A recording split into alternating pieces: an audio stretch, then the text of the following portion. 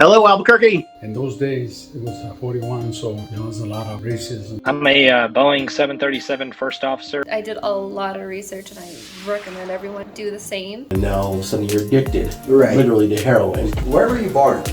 I was born in Cambridge, England. Both my parents were drug addicts.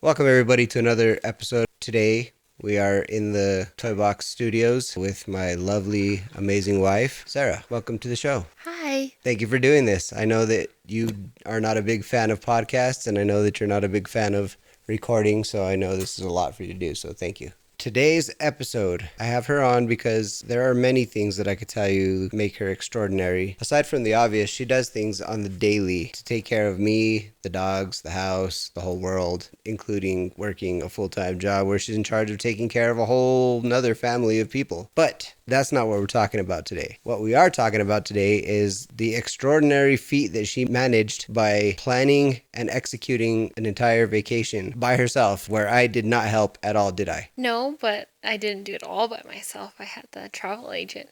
Okay, but I didn't contribute to that. That was you. Okay. And it was an international trip, which makes it even that much more difficult. So can you start by telling me, first of all, how Egypt came into play as the trip that you wanted to take?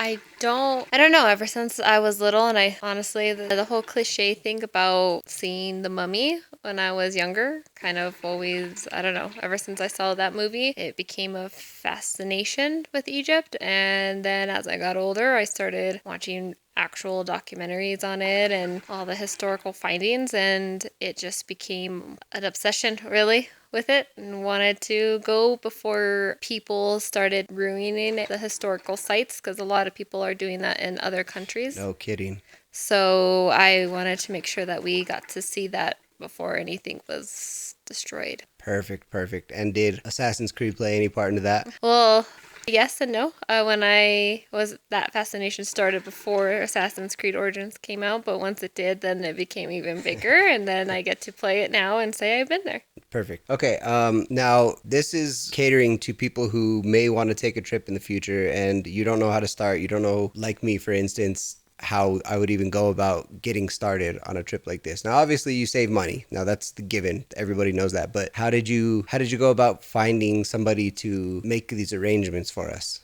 One of my biggest concerns was being in a country that is a Middle Eastern country, so I wanted to make sure that I wasn't offending anybody over there and respecting the culture, and I wanted to find someone that would be able to help us achieve that. And when I did the research into finding somebody who's been there, who's been in the culture, who understands it, can help us navigate through it. And I went on a lot of different websites, and I know, TripAdvisor? What is it? Yeah, TripAdvisor. When I went on there, I know that's not like people always say, go here instead. TripAdvisor is always not true. Yeah. But they have a called Rico. I don't remember what it's called. It's something that's not, it's their sister site that they have travel agents on. And they give you a list of people, and I end up finding Sophia on there, who ended up being the best travel agent. And Sophia was awesome. Yeah, that I kind of did a lot of research. She sat down and talked to me about kind of exactly what we're talking about here, why I wanted to go to Egypt and what I wanted to see. Perfect. Real quick, I just wanted to say for the listeners, we are smoking the hookah, which is something that we always do. This was long before the Egypt trip, but yeah, so if you hear that gurgling in the background, that's the hookah going. Now, when you were planning this with Sophia, I assume that she asked you where you wanted to go, and she didn't just say that she had a whole list of things that she wanted us to do, that you told her what we wanted to do. But she did ask me first if I knew where I wanted to go. She didn't say, like, she had a list of places that she recommended, but she asked, because I told her how much I loved Egypt and all the places that I wanted to go. She was like, okay, you tell me places that you want to see for sure, and I'll make sure to put them in. And everywhere she recommended is everywhere I wanted to go anyways, but there were more I wanted to add into that trip, so she did ask me first. Was there any that we went to that she specifically recommended that you didn't know about or didn't? Yes. It's where we took it was a great temple, but the horse carriage was not, that whole situation was Okay, not. we'll get into that. That one. Yeah, okay. That was one of them. Wow, okay. I didn't know that. Okay.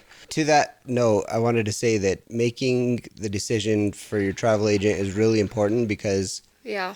I guess like you want somebody who has been there. That's really important. But also I'm sure that there's people out there who are just trying to make a buck, who aren't in it for Yeah, I agree. the actual creation of these dream trips. And Because she wasn't the first one. I reached out to like 3 or 4. She was the first one to get back to me. And the other one that we actually reached out to, or you did, was you found the podcast. Egypt travel. Oh gosh, I can't remember. Hold on, I'll tell you right now. Okay, yeah. I'll look it up.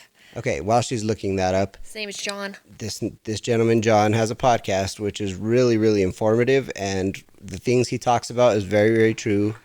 We know because we experienced the things that he talks about on the podcast. And so if you're looking for somebody and Sophia isn't available or can't get to it in the time that you want to, you might want to check with John because he has a pretty good itinerary as well. And he's a really knowledgeable guy. He's lived in Egypt. Goes all the time, and it's Egypt Travel Podcast, and they have a website called egypttravelblog.com. Yeah, so definitely there's 2 really good resources. Now, what's Sophia's company called? Story Travel. Storied Travel. Yeah, so okay, so there's your 2 probably, in our opinion, best resources would be Sophia with Storied Travel and John with the Egypt Travel Podcast or Egypt Travel Blog. So, one thing that I didn't plan, I didn't do much research into hotels or where to stay.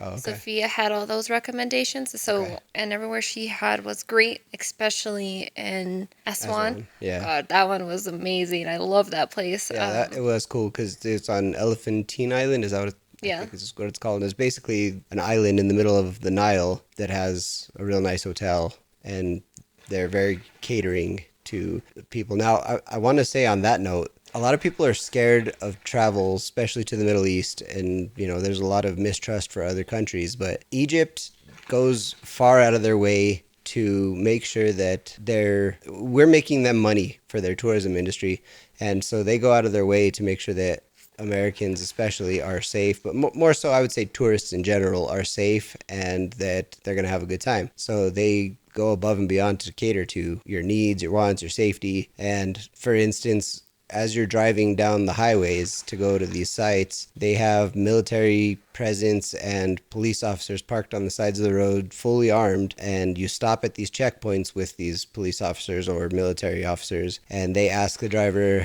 who's in the vehicle and how many, from what country, and then you proceed on your way, and then a little while down the road you'll hit another one and they'll ask the same question. The reason they do this is because they want to make sure that as you're traveling down the highway, if you're not to the next checkpoint within a certain amount of time, a given amount of time that they expect you to be there, then they're going to send a search party out to find you and make sure that you're safe. So there's not really, because you're giving them money and you're supporting their tourism industry, they're going to go out of their way and make sure that you're safe. So that whole fear of travel to other countries for that reason is kind of unfounded. They're not out to get you. They're not out to rob you. Even the people who are begging for money, they don't want you just to give them money. They want to give you something in return. So they're working for it in their own way. Now, that being said, a lot of the stuff that they're selling is kind of, dollar store stuff. You can get it anywhere, but As our tour guide said, yeah, you can made see in that China. in the video. Yeah, made in China. So, but at least they're working for it. They're not trying to rob you. There's a really low crime rate. So don't let that be something that's going to stop you from travel. Well, while we're on the note of travel, a lot of people, one of my concerns was being a female Yeah. over there, and I respected the culture enough to dress Modestly. modest. I didn't have to cover up or anything like that. Right. I did my research. Like I said, I did a lot of research, and I recommend everyone just Do the same. do the same. We were there and we saw tourists who were in shorts and, tank tops and stuff, and you can totally wear that. You get a couple of side glances, and of course male advances. Gawkers. But I never once had to, cover up. I got tattoos. That wasn't a thing. It was actually more of like, oh my God, you got tattoos. Let me Yeah, see like 'em. a celebrity. But no, I never felt uncomfortable. But I made sure, one, I dressed for comfort because I was in the middle of the desert, which we kind of live that now. But it never was where I had to get covered up and wear a hijab. I mean, you definitely can if you want. It was more just respecting where I was. Well, I think on that note, you should respect any country you're going to travel to and be modest. Don't dress like it's Las Vegas. Yeah. Yes, you're on a vacation and you're out to have fun, but also you don't need to dress down to do that. You don't have to dress up either. Just day to day what you would wear at home. Yeah, and you want to be comfortable for sure. Definitely comfortable. Because you're doing a lot of walking. It's hot. Well, depending on when you go, but it's more, I just wanted to respect their culture and didn't want to offend anybody. Yeah. That's what it really came down to. So Yep. Now, to that note, I didn't pack my own my own attire. Sarah handled that for me. So yes, I did pack all his stuff, and it was the same. There's not a lot of, one of the things that I did not find on any website was in regards to men's attire on like what they should wear, not where like to respect the culture, but more to like, what should they wear in regards for comfort and for travel and whatnot. I never found anything. I had to really dive deep into my searches for that. Well, and it was fairly easy. I think that's a lot. The fact that men are treated so differently in Egypt. Well, it's anywhere. That's everywhere. It's even here in the U.S. No, okay, yeah, that's true. That's not just Egypt. But it was more just for comfort-wise, like what do people recommend?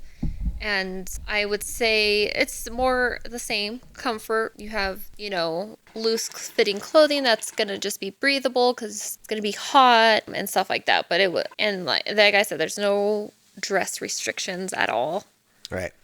Okay, so let's get into our recommendations. So number one recommendation on my part is save money. It's going to be expensive if you want to do the things right. Now, John with the travel podcast, he has trips that are really affordable, and you are going to stay at good hotels. You're going to have fun. You're going to see all the good sights, but it's better if you plan a budget that's more than you expect to spend, because then you have the option of doing other stuff. We got into a situation where we had to go back to another site and we had to pay for that, and luckily we had budgeted extra money for that. So What site? Abu Simbel. Oh, but that was because we went twice. That's what I'm saying, but have extra money. Oh. So that's what I'm saying. Budget well, save extra. You're one to talk about. No, I'm not good with money. None of this, I'm not taking credit for any of this. I just went on the trip and had a great time. So Well, this is what makes you an extraordinary Joe.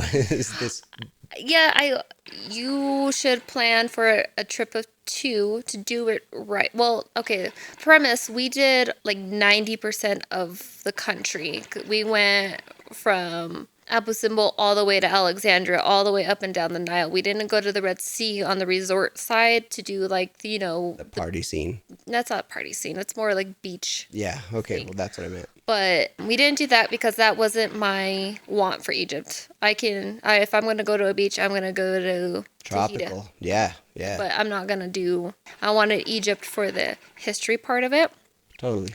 There was only one place that we didn't get to go to that they did not recommend for us to go yet because it wasn't safe, was Aswan. Not Aswan, oh my God. There's 2 places that I wanted to go that we didn't go. Well, not wanted to, but now that we got back and after since we got back, I've been on this research kick and I've still been looking at videos and such. And there's 2 places that we didn't go that I'd like to go. But we're getting off track here. What's so the place? We should go back real quick. What's the place real quick that you wanted to go that they said that wasn't safe? It's in the middle of the country, and it's only because of Assassin's Creed, and it was Siwa. Oh, okay. It's an oasis in the middle of the desert. You could go, but it wasn't recommended just because of some of the issues that are going on around the country. Okay. On the outskirts. But back to the saving the money part and the budgeting. For the 2 of us and to do it all that we did from, like I said, from Abu Simbel all the way up to, I should say down because it was down the Nile, was Alexandria. up and down the Nile for 2. And I would say for the initial part and including our travel agent, it was at least 1,700, but that also include the 17,000. 17,000, sorry. I forget the extra zero. But that also included our flights. I would say at 17, but then for any extras, I would say we grand total spent about 2,100. 21,000. 21,000, yes, sorry. Yes, 21,000. Yeah. So now, okay. But then that includes any extras, like any extra restaurants we went to, Right. the extra trip that we did back to Abu Simbel. Right. And tips. But yeah, okay. Tipping. Let's stop there for a second. Tipping is huge in Egypt. Now, everybody who gets a tip or wants a tip, they want it for a reason. There was one person that I ran into that wanted a tip for nothing, and that's when we stopped at a rest area and went to the restroom. The tour guide and I went inside the restroom, and there was a gentleman in there just holding a stack of paper towels when there was paper towels on the sink. And he expected a tip for that. And there was a lady, like, basically standing outside asking for money to go in. But aside from those, everything you do, from bellhops to service industry people to everybody wants a tip. And a lot of that is because that's how they make their money. And when you think about tips in America, $5 tip every here and there, $10 tip here and there, that's going to run you a lot of money. But in Egypt, because of the exchange rate, it's not a whole lot. $1 goes a really, really long way there, literally. So you give $1 and it's a few dollars in their country. So, tipping $2 or $3 is no big deal. And you can get away with a budget of maybe $200 for the 2 weeks that we were there. And that's plenty of tips for everybody. yeah, and I think that was the exchange rates are it's crazy because that's where we kept always thinking, oh my God, this is a lot of money we're tipping because we had the Egyptian pounds. Right. And we're like, oh my gosh. And then we did the exchange rate and it was, like you said, maybe it's not a whole lot.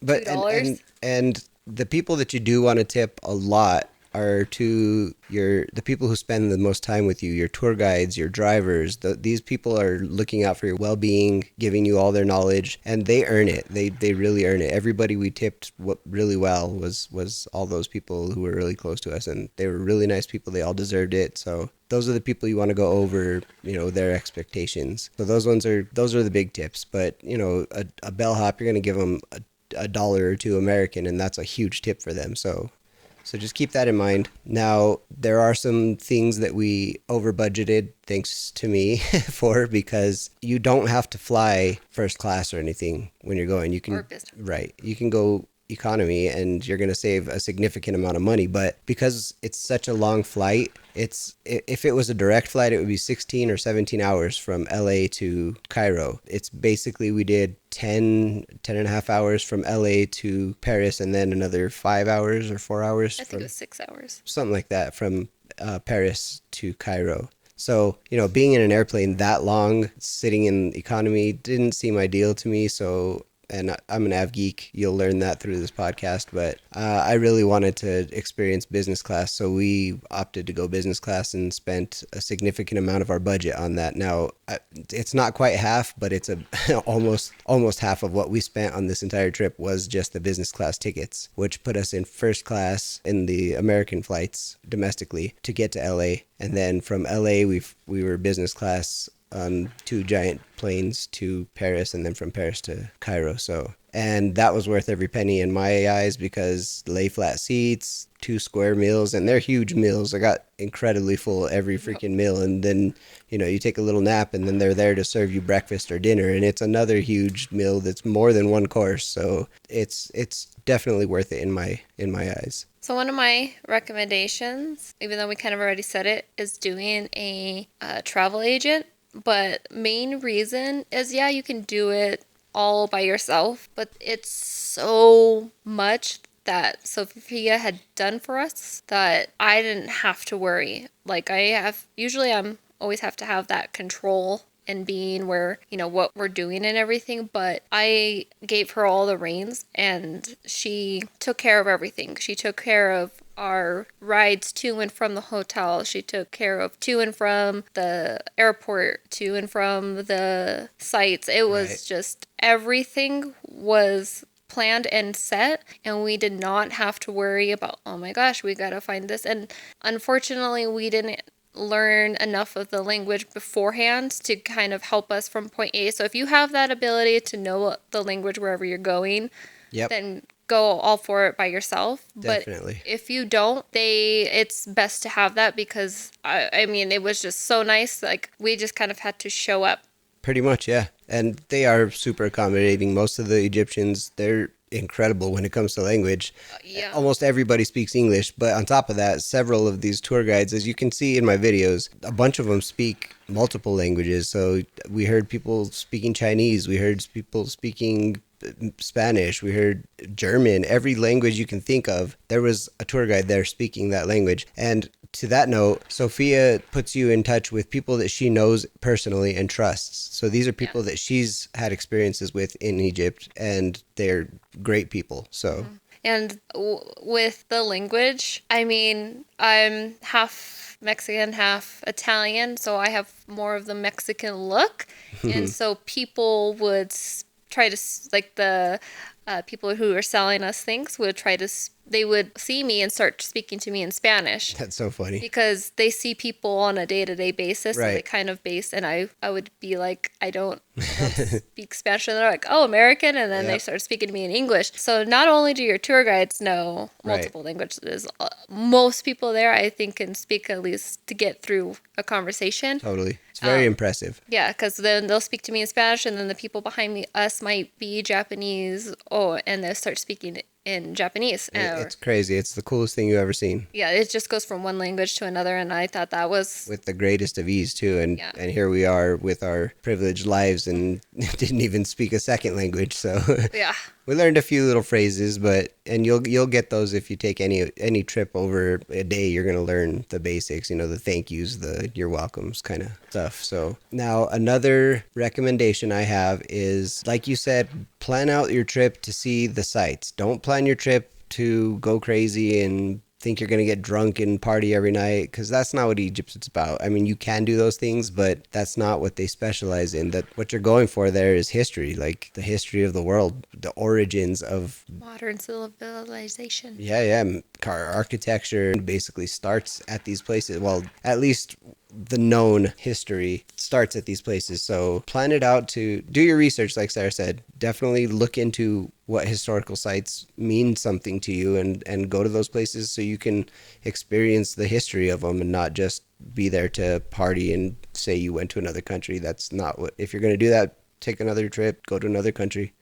To kind of piggyback off of that recommendation, you're going to Egypt for these historical sites. I understand trying to get this Instagram shot so you can show everybody you're in Egypt. That was one of my biggest pet peeves, seeing it there. That's a great point. One of the things that I did learn from the Egypt Travel podcast is you're going to have time to take pictures. You're going to have that opportunity. When you first, one of the recommendations was when you first arrive to the pyramids of Giza, put your phone down. Yeah. Because I don't even know how to explain it, to take that all in. Yeah. I don't want to live it through my phone. I took very little pictures because I wanted to experience Egypt through my own eyes. And take pictures to have those memories, of course, but experience it first. Don't sit there and plus, on top of that, other people are there too. And don't sit there blocking the path to take these poses, like, oh my God. To get perfect shots.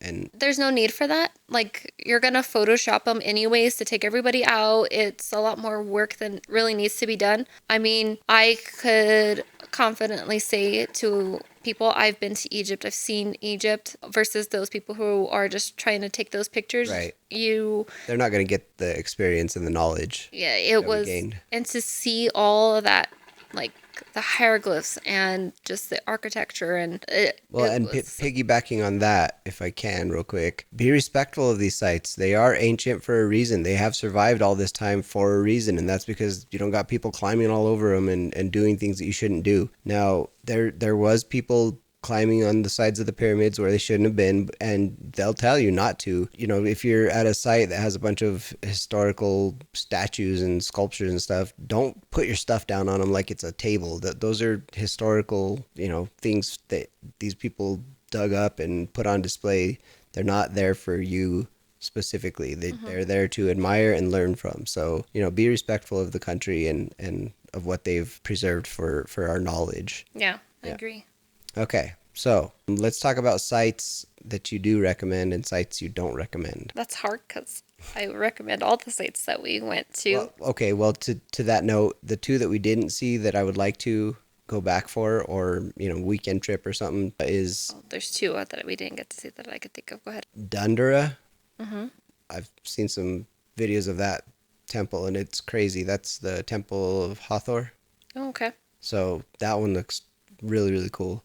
And then the Valley of the Queens. Yes, the Valley of the Queens. Well, that was my fault, but I definitely would have loved to see the Valley of the Queens, mainly because I'm a female and woman power, and but one of the sites that I definitely recommend going to, that I at first was like, I want to see it, but now that, like, if people ask me, I definitely recommend, was Aswan. Cairo is a big city, but Aswan was just, and Philae were like beautiful. Like, Yeah. it was way beyond my expectations, but they were some of the sites that I was like, wow, this is pretty amazing. You definitely get the oasis part of Egypt. Yeah, believe it or not. Definitely more in the heart of the country, but it was definitely Definitely do when you're there. yeah, for sure. To that note, two of them that I thought were just really, really good stops were the ones on the east bank of the Nile in Luxor, the Ramesseum, and God, I can't remember the other one that was there. But these two temples, they're like on the way to the Valley of the Kings, and there was nobody there. And they were full of hieroglyphics and history, and they were freaking awesome because there was nobody there. So it was A lot of people just go for the big sites that they Right. know of because they don't do the research. well, also, so to that point, also go to the ones that are lesser visited because they're just as good. And there's actually, I feel like, more at those because you don't have as much tourist flow. Yeah. That I felt like there was more room to breathe and more to kind of get to experience the whole thing. Right, and not that you're pressured in any way to move along or anything, but when there's thousands of people visiting the same temple at the same time that you are, you feel like sort of a pressure to take a quick glance, learn what you're going to learn, and move on. Yeah. And that wasn't like, no one was forcing you, but you just, it's kind of like waiting in line at the grocery store. Right. And like you're trying to get all your bags and you're like, oh my God, I'm sorry. And you're the person behind you, like no one cares. That's a good analogy. And but so to that point, the lesser visited ones, the lesser known about ones, you don't feel that pressure. You can take your time, you can sit with your tour guide and talk about things and ask questions, and it's easier to think of questions because you're not pressured. You don't feel like, oh well, there's 200 people behind me waiting to see the same exact thing. So those sites are really cool. Now, a site that I wish people would see, but not, but I don't recommend you go to, is Edfu Temple. Edfu Temple was freaking amazing. That place was so cool. And it's like a labyrinth. There's stairs, there's rooms, there's so much. It's like huge. But to start with, the first thing is the abuse of animals there, and it's rampant. It's horrible. Well, to give backstory on why it matters so much to us is that we are huge animal lovers. I mean, we cry when any animal dies in movies. We try to avoid watching those scenes. Well, to be fair, that's the majority of America, even people who are big meat eaters. Yeah. But like we're above those people, and not like, oh my God, we're above everybody. But I meant like, we take it a step further. Definitely. I mean, like, we're vegetarian. we're vegetarian. We didn't do the camel rides because even though their camels most of them were well kept, that is to me a sign of, the animal's not there for my ride and enjoyment. Like, it's not, I don't want to do that. And seeing any animal in distress is like, when we went to this, like, I felt physically sick. Like, I felt so awful, and I did not want to do it. And I cried on the way and on the way back because it was so bad. I would not recommend going until they got that fixed. So what she's talking about is when you get off the cruise ship. So if you go on a cruise ship, whether you go or not, they have the horse-drawn carriage mafia. Now this is how these people make their money, is by giving horse-drawn carriage rides, because it's about a mile into the city. But the horses are emaciated, they're dehydrated, and they're expected to work harder than any human being ever. I saw one that nearly collapsed giving a ride, and the guy got mad at him. Like, give the damn thing some water or some food. He's freaking dying. And this was the only place that we saw it all over Egypt with horse-drawn carriages and stuff. And there's a lot of like dogs and cats that are strays. But this one was the absolute worst. By far. But to Egypt's credit, the rest of Egypt knows about it, and they have been trying to tell that city to they're going to lose money because I'm telling you, the like Americans type of person who's a meat eater and who's like, you know, I put my animals to work, they actually take care of their animals, and you would be disgusted at what you saw. And to that note, if you go on even Google Maps and look at the temple and look at the reviews that people left, there's one that a guy was talking about that they got off the cruise ship and refused to get into the horse-drawn carriage because of the conditions. And they were willing to pay anything to go on the cab. Right. And the horse-drawn carriage mafia got the police involved and said that they were going to take their tour guide to jail if they didn't take the ride. Mm-hmm. And they will. It's not a joke. They have it locked down. So basically that's the reason we did it. Because we had to, we were forced to. So, but it did not make us happy. It was horrible. But the temple itself was amazing. Yeah, and like every review says that. Right. So I would, if you're planning a coming up trip, I wouldn't go. And if you do decide to go there, find another way. Walk if you have to. If you can. If you can. If you're able to. It's hard. It's really hard. I definitely don't recommend it. So it's best to skip over it. Besides, the other thing about Edfu was the line to get in. There's a single door to get into the complex. But to be fair, we went with the line of cruise ships. Yeah, okay, so that's even worse, because all the cruise ships go to the same stops at the same time. So when you arrive at a new temple, there's also 30 or 40 other cruise ships full of people that are waiting to go to that same temple at the exact same time. So most of them, there's multiple entrances to these temples, so it's not so cluttered. But you can watch my video at the entrance to Edfu. It's a room, a big room that could probably hold 200 or 300 people, but they're all shoulder to shoulder and they're pushing their way in. And when you get inside the temple, it's just as bad. It's shoulder to shoulder the whole time you're there.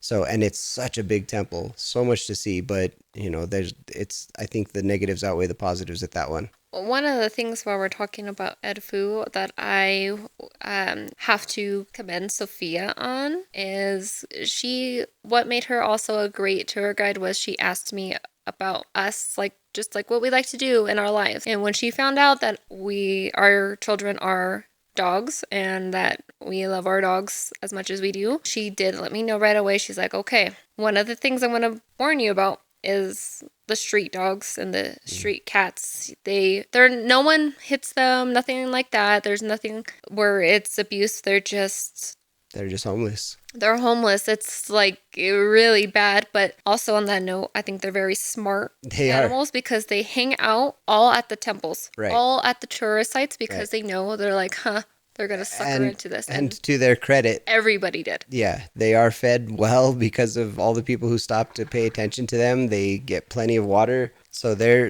very...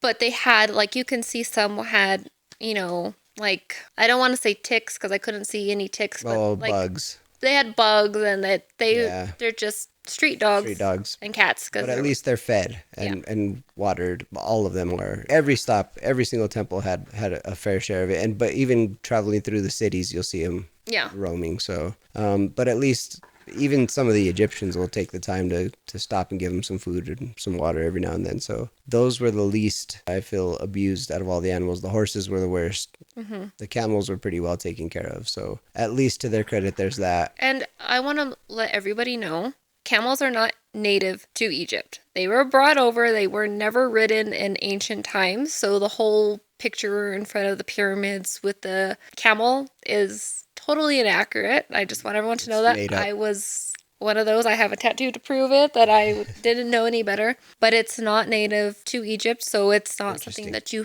have to do. Right. Just on that note, like, it's not. They will try to pressure you into riding their camels. But that's why you have to have I feel like, either a strong person to say no, or a good tour guide to just ask you. And then if you say no, the tour guide will then tell them no. Right. And they will be firm with them. La shokran. Just say la shokran. No, thank you. Besides Edfu, is there anywhere else that you think, well, I didn't have to see it, but I would say the Library of Alexandria. Yeah, that wasn't really up my alley. I mean, it was cool to see. It's cool historically, but and also the outside of the building was cool. Yeah, it really was. Well, and I did like that the museum in the basement. What's his name? Anwar Sadat. Yeah. Yeah, that was a cool museum. Yeah, that was a cool little thing. So the library does have its pluses, but also I don't know that it's worth an entire trip. Although, and we spent 1 day up there. But we came right back the same day, so we didn't spend the night. We had a meal, we went to the library. Yeah, that was cool. The meal was cool. Yeah. And that's why you should have a great tour guide, and you should have a great rapport with them, because all of our tour guides we did, they each took us to a spot that was just like kind of like off the beaten path. It was their recommendation, which was way cool. All of those were really cool. Yeah.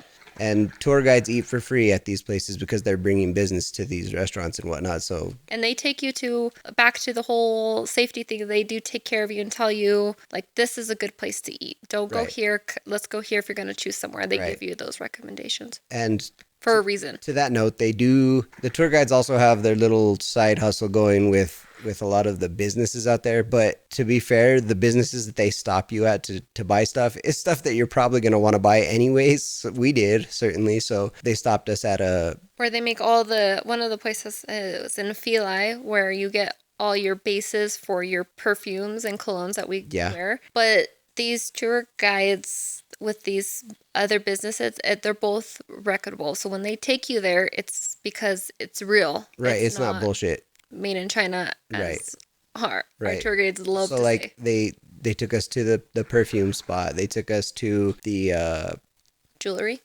Oh, to the jewelry shop, and that was a good jewelry shop. They took us to a place where they make the paintings on the papyrus, and that's legit. They took us to a stone shop where they used, God, I can't remember what the stone is called. Well, they hand carve all these stones into all these sculptures and chess sets and all kinds of cool stuff. Though we didn't buy anything there, but we would have had we had more time. Then we went to the place where they hand make rugs, and Sarah actually got to participate in that, and so we bought some rugs there. So a lot of the places you may not want to go, but when you get there, you're going to be like, oh yeah, this is cool. I want to buy something here. And it's a lot of still ancient practices that they're trying to keep alive. Right. That they have you go to these places. Right. It's not like fake made papyrus, and they'll explain to you why and how that is. It's not fake made rugs. It's not, none of this stuff is cheaply made. It's, in the conversion rate, it's worth the money. Some of the stuff gets a little pricey, but it's worth it. It's quality stuff. So yeah. So if the tour guide takes you to one of the shops, just participate. Even if you don't buy anything, just get the experience because it is cool. Yeah. So to be fair, the only place that I really would say is okay, in my opinion, to skip over would be the temples of the nobles, or the tombs of the nobles. They were nice and cool, but it wasn't something that I would have rather gone to the Valley of Queens there.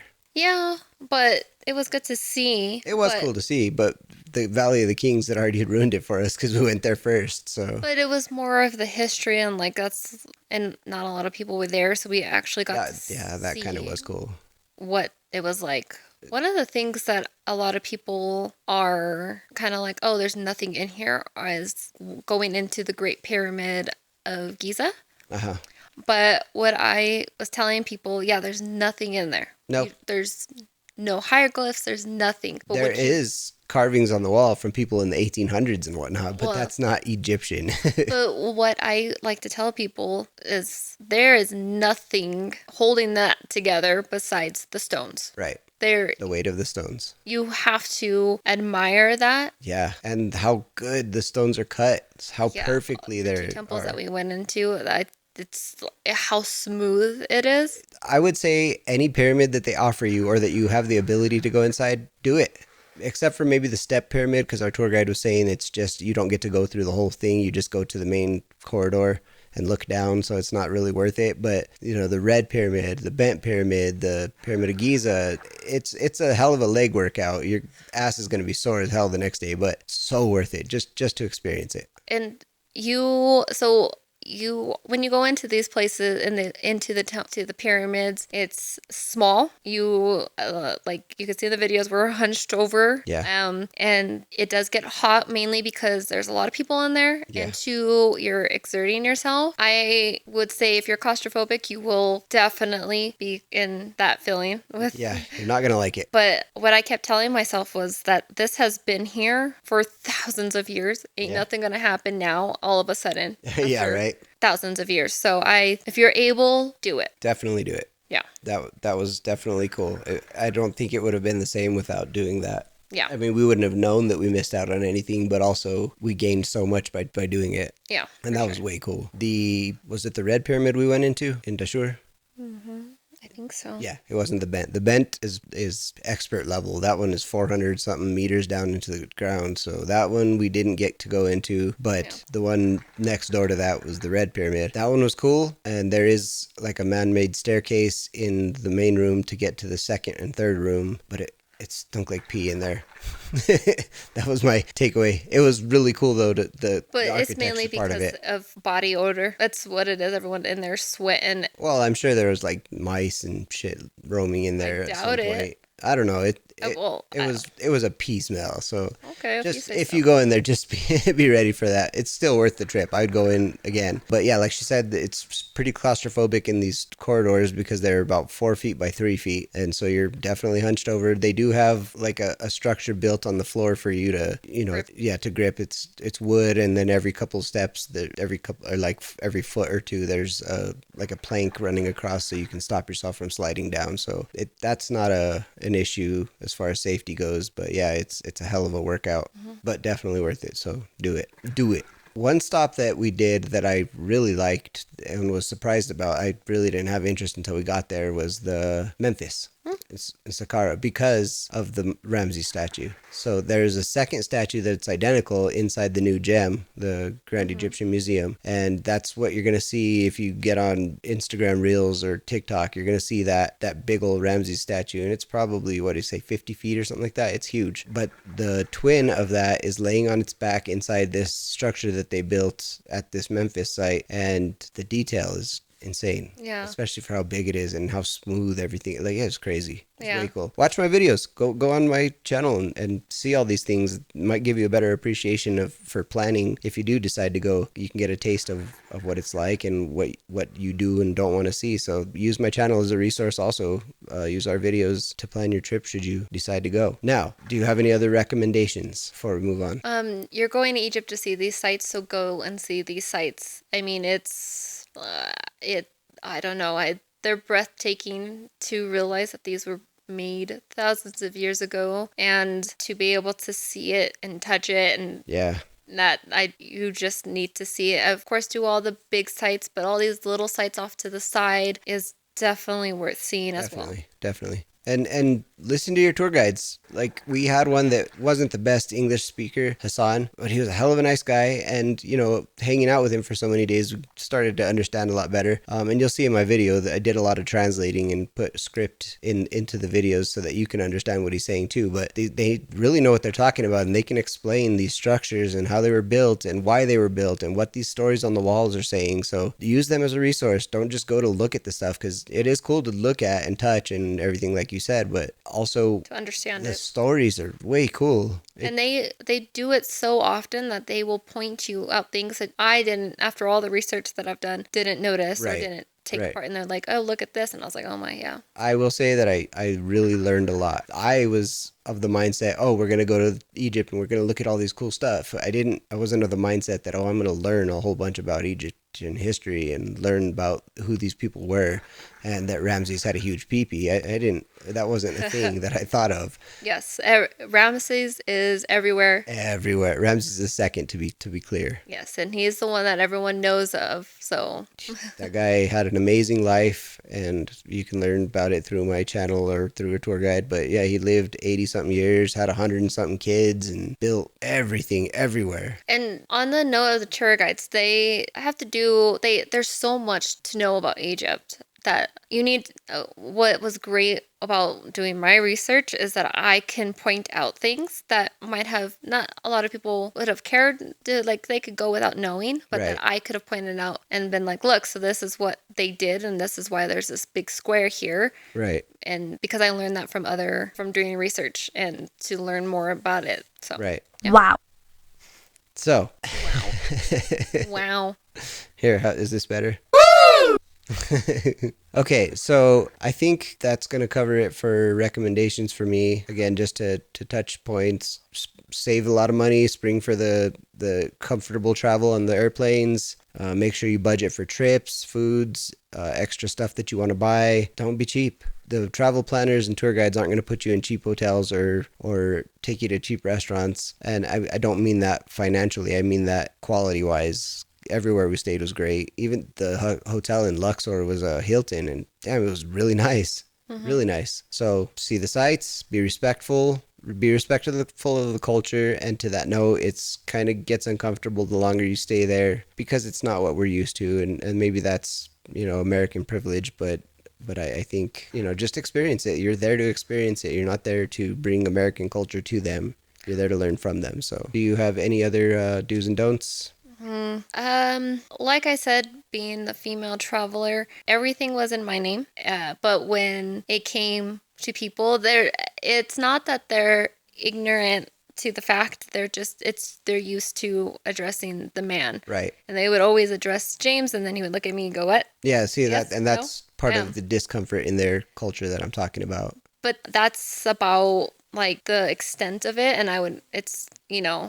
if you were the one planning, just have that. Just be okay with it. It comes with the territory. Yeah, and I didn't get offended. I was just kind of like, I know how it is and everything. And the other thing, one of the recommendations that I forgot to mention that it was cool to see, but I could have definitely skipped over it, and it was mainly because it was our first official day there. We were jet lagged, and it was seeing like the religious, the Coptic churches, and what is the temples called? With Muhammad Ali. Oh yeah, the mosque. The mosques. I could have gone without seeing those. That's not what I wanted to see because that wasn't part of the. I mean, it is part of their history, but it wasn't part of the ancient history. Yes, and it was cool. It was cool to see. We did learn a lot. And we learned a lot about their religion, and which was great. And I love having that knowledge, but I could have easily. Yeah. But it was more for an easy day of not walking a whole lot Right. and just to kind of get used to the jet lag. Yeah, because you will be jet lagged. I wasn't. You were. Well, I can't. I think sleep it was on a planes. mindset. Well, it was a plane, and you had to see it, I guess. I got a couple hours sleep, but I didn't sleep like everybody else slept. So Yeah. I watched lots of movies. But yeah, I think that was the thing.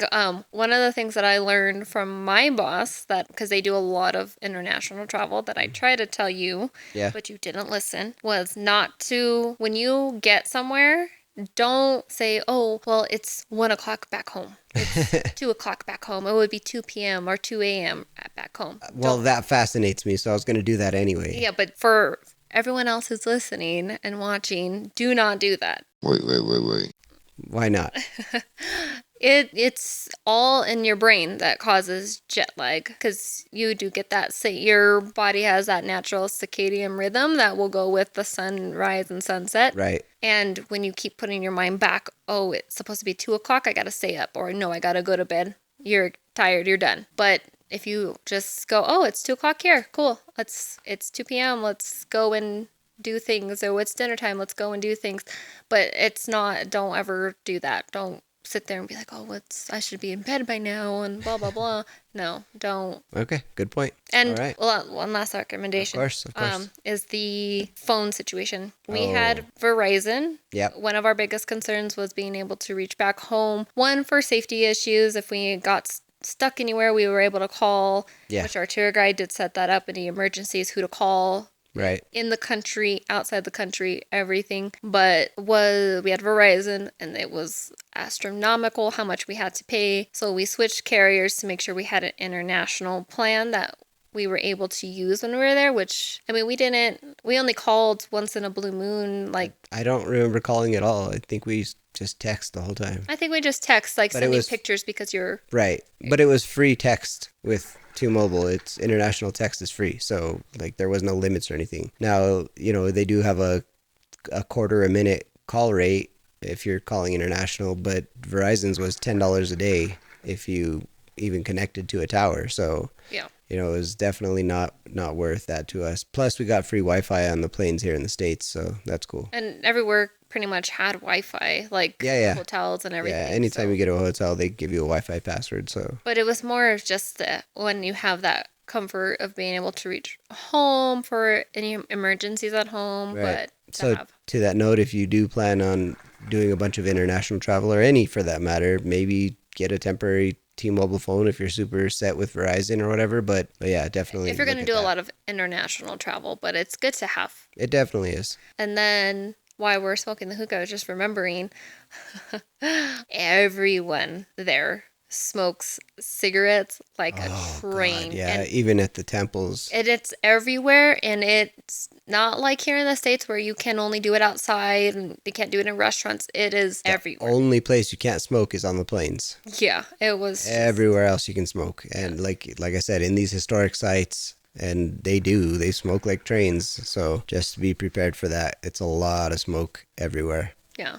That's about all on. Like I said, do your research on everything from drinking the water, the tap water, to everything. I made sure to do that. The tour guides did. So the tour guides are really great at making sure you stay hydrated and have water bottles for you. So I try to be as eco-friendly as possible, and I don't like to use water bottles, and they don't really recycle. Only one place did. Yeah. So we got these water bottles that sanitize, which was definitely worth the investment. But everywhere we went did have water bottles for you. Yeah, and their water has minerals in it. It's not like our water that's RO filtered, so there's no nutrients to it. Theirs is actually good for you. So yeah, that was kind of cool. But you did. They do offer that, and if you don't have a tour guide and you're going on your own, you will have to pay for those water bottles and everything. Right. But it's better than drinking the water. Yeah. It will make you sick. Yeah.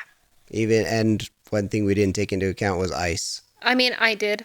And you just want to make sure if you do have ice that it's, what did he say, filtered? No, he said purified ice or whatever. And you just want to make sure that if you're getting anywhere that has ice, to just hold the ice is the best policy. Yeah. And be okay.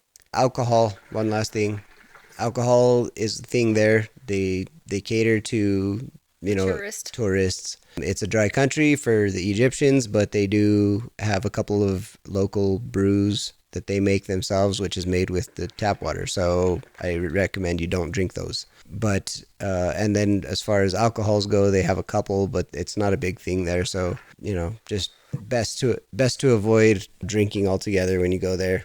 Like I said, you're not there to party anyway. You're there for the historical value of it and to experience it. So do that. Be a tourist. Experience it. And when you're done at the sites, take pictures and video or whatever. But experience it for yourself first. I'm really bad about taking millions of pictures and videos, but I did experience everything firsthand. I didn't stare at it through the camera the whole time, which kind of shows in my videos. You can see some parts where I think I cut them all out, but most times I would just drop the camera or be looking at nonsense. And but definitely you're paying a lot of money for the experience, so experience it. Now, you planned and pulled off this entire trip for us when I can barely tie my shoes. So thank you. That's why you have Velcro.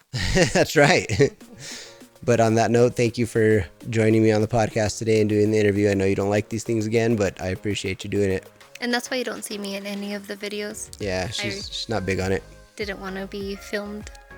But you did good. You did really good, so thank you. That would be $50 You got per it. word spoken. Jesus Christ. So let me get my 50 million words right in. All right, well, on that note, this has been another episode, actually the second episode. So thank you for joining us, and we will see you on another one. Bye-bye.